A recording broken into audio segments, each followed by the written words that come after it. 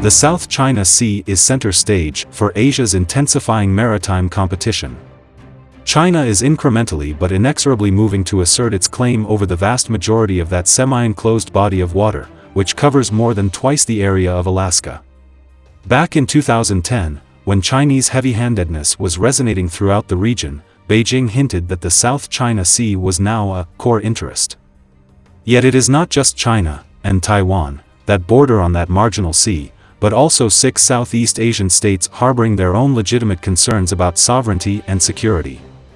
Beyond Asia, the South China Sea is at the nexus of the global economy upon which all major trading nations' prosperity depends.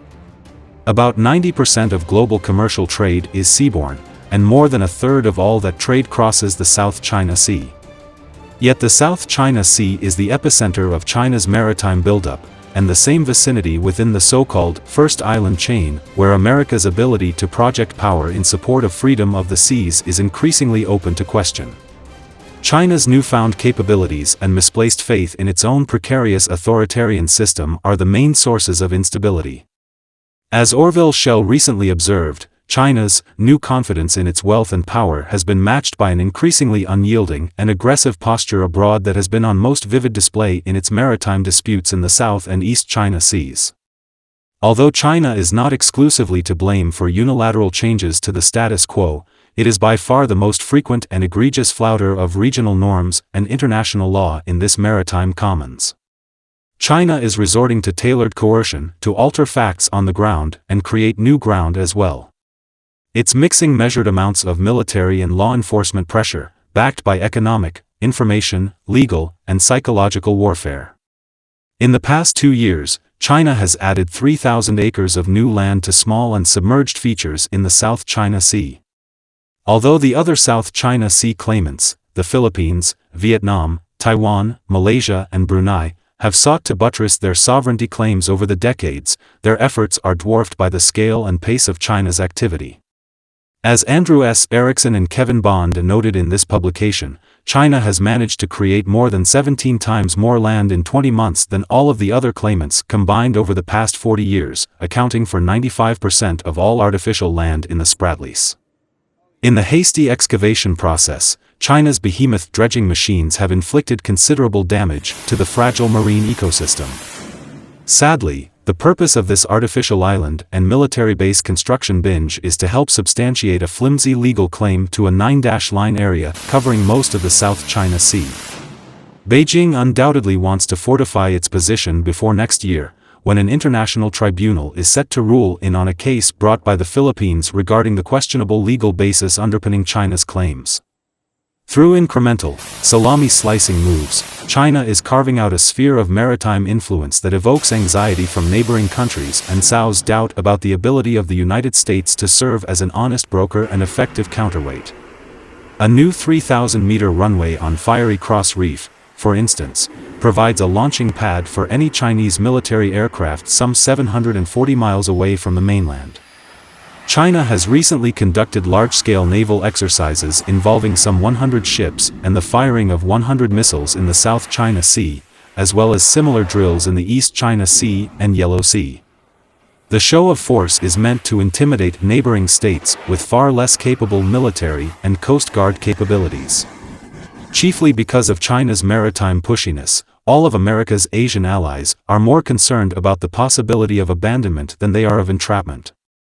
They want to anchor U.S. presence and commitment to balance China's more strenuous assertions of sovereignty. Far from America containing China, it is China's actions that are driving the region closer to Washington and toward each other. Unlike the East China Sea, where Tokyo's resoluteness and Washington's staunch reaffirmation of the U.S.-Japan alliance have helped to check Beijing's actions, the South China Sea provides more opportunity for adventurism.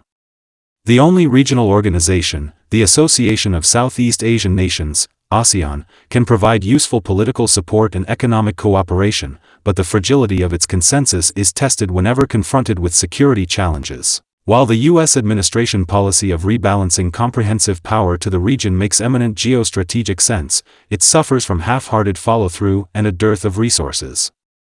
The signature economic initiative, the Trans-Pacific Partnership, which would begin to create high trading standards for a dozen economies in the first round, remains unfinished. Even our core strength, our military clout, is perceived by many as a wasting asset.